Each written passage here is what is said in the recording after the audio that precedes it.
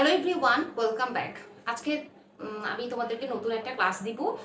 আর আমি আসলে আন্তরিকভাবে খুবই দুঃখিত, যদিও আমি তোমাদেরকে গত ক্লাসে বলেছিলাম যে আমি প্রত্যেক দিন ক্লাস নেওয়ার ট্রাই করব। আসলে এখন রামাদান মান্থ, এর জন্য খুবই ব্যস্ত থাকতে হয়, আসলে সময় পাওয়া যায় না, যার কারণে আসলে ক্লাসগুলো ঠিকভাবে নিতে পারতেছি না।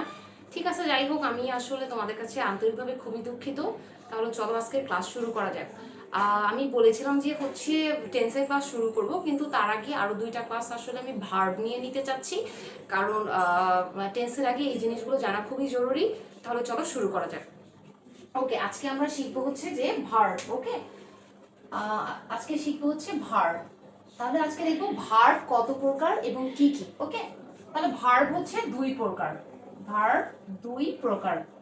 প্রকার প্রথম হচ্ছে এক, principal verb, PRINCIPAL, principal verb অর্থাৎ প্রিন্সিপাল ভার্ব। আর টু হচ্ছে auxiliary verb, ILARY, auxiliary verb.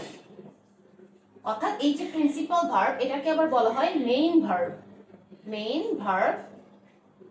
আর এই যে অক্সিলারি ভার্ব, এটাকে আবার বলা হয় helping verb, PING, helping verb. তাহলে দেখো ভার্ব হচ্ছে দুই প্রকার, এক হচ্ছে প্রিন্সিপাল ভার্ব অর্থাৎ মেইন ভার্ব, আর দুই হচ্ছে অক্সিলারি ভার্ব, আর একটা হচ্ছে হেল্পিং ভার্ব। এখন আমরা দেখব এই যে হেল্পিং ভার্ব অর্থাৎ মেইন ভার্ব। মেইন ভার্ব কাকে বলে? অর্থাৎ যে ভার্বটা মানে কি, মানে যে ভার্ব বাক্যে মূল কাজ করে, মানে যেটা মূল মানে মেইন কাজ করে, সেটাকেই আসলে মেইন ভার্ব বলে, অর্থাৎ প্রিন্সিপাল ভার্ব বলে। আসো কিছু উদাহরণ দেখি। সরি, ওকে, তাহলে কিছু উদাহরণ দেখি। যেমন ধরো, she writes, WRITES, writes a letter, LETTER, letter। আরো হতে পারে I eat rice, RICE, rice। আরো হতে পারে they play football। তাহলে দেখো উদাহরণ, আমি তিনটা উদাহরণ লিখেছি। দেখো, এটা হচ্ছে সাবজেক্ট, এটা হচ্ছে ভার্ব, আর এই যে ভার্ব, এইটাকে বলা হয় মেইন ভার্ব অর্থাৎ প্রিন্সিপাল ভার্ব। এই যে মেইন ভার্ব, এই যে যেটা প্রিন্সিপাল ভার্ব সেটাই হচ্ছে মেইন ভার্ব। মানে বেশিরভাগ সবাই বলে মেইন ভার্ব, অর্থাৎ এটাই হচ্ছে প্রিন্সিপাল ভার্ব, এটাই মেইন ভার্ব। তাহলে দেখো এই যে ভার্বটা এখানে কেন এস যুক্ত হয়েছে, এটা আসলে এই যে পরে আমরা এটা টেন্সে শিখবো, এখন শুধু তোমরা দেখে নাও। এটাকে বলা হয় মেইন ভার্ব।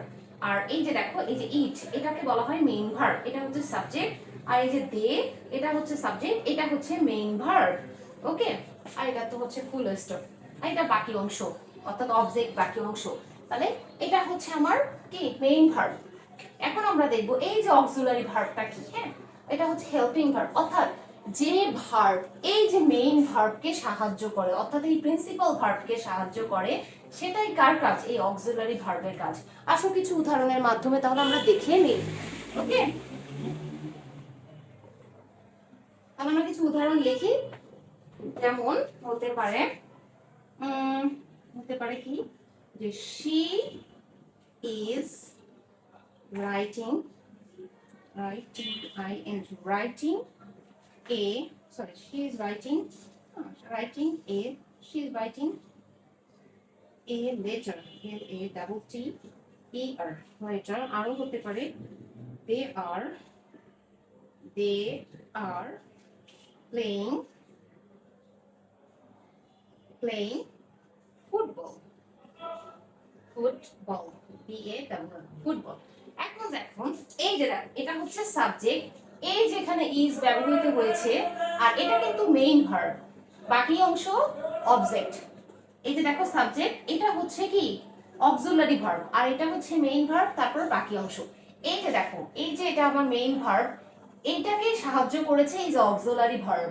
ওকে, এটাকে বলা হচ্ছে হেল্পিং ভার্ব, যেটা অক্সিলারি ভার্ব সেটাই হচ্ছে সাহায্যকারী ভার্ব। এই যে দেখো, এটা হচ্ছে মেইন ভার্ব, আর এটাকে সাহায্য করেছে হচ্ছে কে? এই যে আরটা কাকে সাহায্য করেছে? এই মেইন ভার্বকে সাহায্য করেছে, এটাই হচ্ছে অক্সিলারি ভার্ব। দেখো, she is writing a letter আর they are playing football, অর্থাৎ এটা হচ্ছে মেইন ভার্ব, আর এই যে মেইন ভার্বকে সাহায্য করাই কার কাজ? অক্সিলারি ভার্বের কাজ অর্থাৎ হেল্পিং ভার্বের কাজ। এখন আমরা দেখব যে এই অক্সিলারি ভার্ব আবার কি, মানে অক্সিলারি ভার্বকে আবার দুই ভাগে ভাগ করা হয়েছে, এটা এখন দেখবো, ঠিক আছে? মানে এই বিষয়গুলো আমি কেন বলতেছি, কারণ টেন্সে যাওয়ার আগে এই জিনিসগুলো জানা খুবই জরুরি, তখন তোমাদের টেন্স বুঝতে আরো সুবিধা হবে, সেই জন্য আমি এই আলোচনাটা টেন্সের আগে নিয়ে এসেছি। ওকে, এখন আমরা দেখব অক্সিলারি ভার্বটা আবার কয় ভাগে ভাগ হয়েছে, তার প্রকারভেদটা কত এবং কি, এবং সেটা কিভাবে কাজ হয়েছে।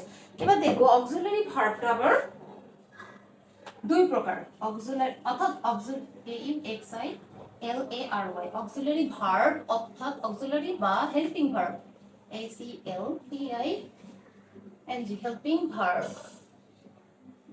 এটা আবার কয় প্রকার, দুই প্রকার।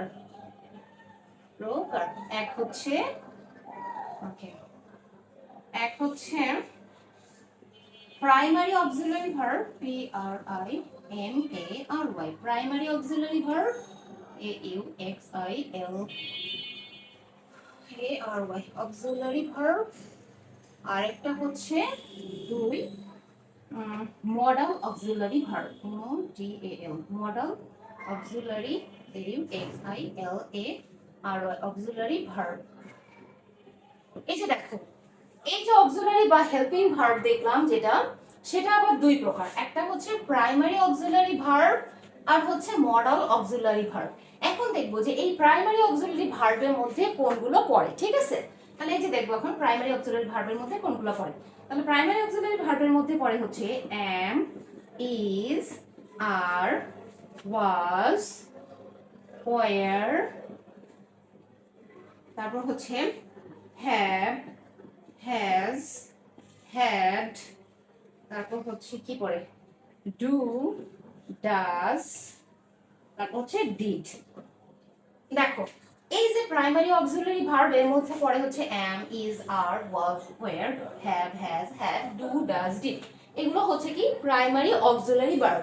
তাহলে আমরা কি দেখলাম, অক্সিলারি ভার্ব, অক্সিলারি বা হেল্পিং ভার্ব কয় প্রকার, দুই প্রকার, একটা প্রাইমারি অক্সিলারি ভার্ব, একটা মডাল অক্সিলারি ভার্ব। ওকে, মডাল অক্সিলারি ভার্বগুলো হচ্ছে ক্যান, কুড, মে, মাইট, এগুলো আছে। তারপর আমি দেখা দিচ্ছি, আমরা মূলত এগুলো নিয়ে কাজ করব, কারণ এগুলোর ব্যবহার কোথায় দেখা যায়, টেন্সে খুবই দেখা যায়, এবং তোমরা যদি ইংলিশে কথা বলতে যাও এই ব্যবহারগুলো খুবই গুরুত্বপূর্ণ।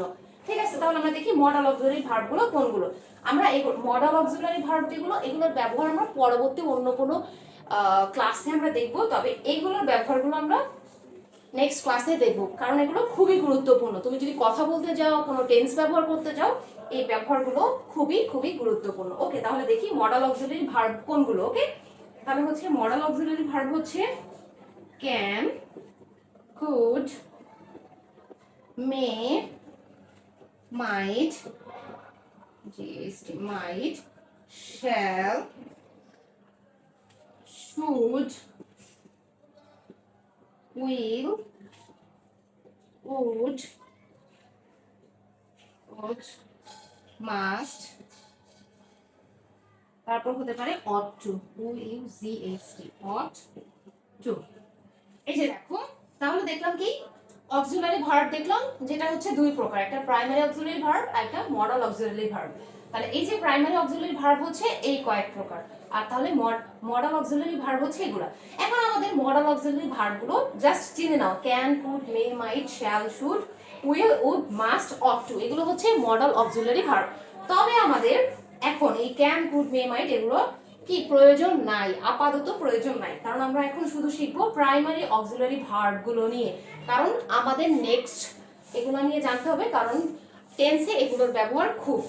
ওকে, তাহলে আমাদের এটা আমরা মুছে দিচ্ছি, এখন আমরা শিখবো এই ব্যবহারগুলো।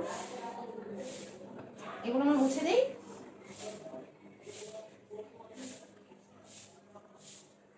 তাহলে এগুলো যদি বলা হয়, তাহলে এগুলো কিসের অন্তর্ভুক্ত, এগুলো সবগুলো হচ্ছে কি, এগুলো হচ্ছে সব প্রাইমারি অক্সিলারি ভার্বের অন্তর্ভুক্ত। যদি বলা হয় যে am, is, are, was, were, এগুলো কিসের অন্তর্ভুক্ত, কোন ভার্বের অন্তর্ভুক্ত, প্রাইমারি অক্সিলারি ভার্বের অন্তর্ভুক্ত। তাহলে দেখো, এই যে am, is, are, was, were, এগুলোর আবার একটা নাম আছে, am, is, are, was, were, এগুলোর নাম হচ্ছে কি বি ভার্ব, ওকে, এই যে am, is, are, was, were, এগুলোকে বলা হয় বি ভার্ব।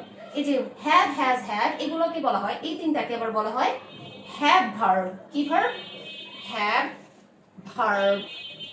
আর এই যে ডু, ডাজ, ডিড এই তিনটাকে আবার আলাদাভাবে বলা হয় কি? Do verb. Do verb.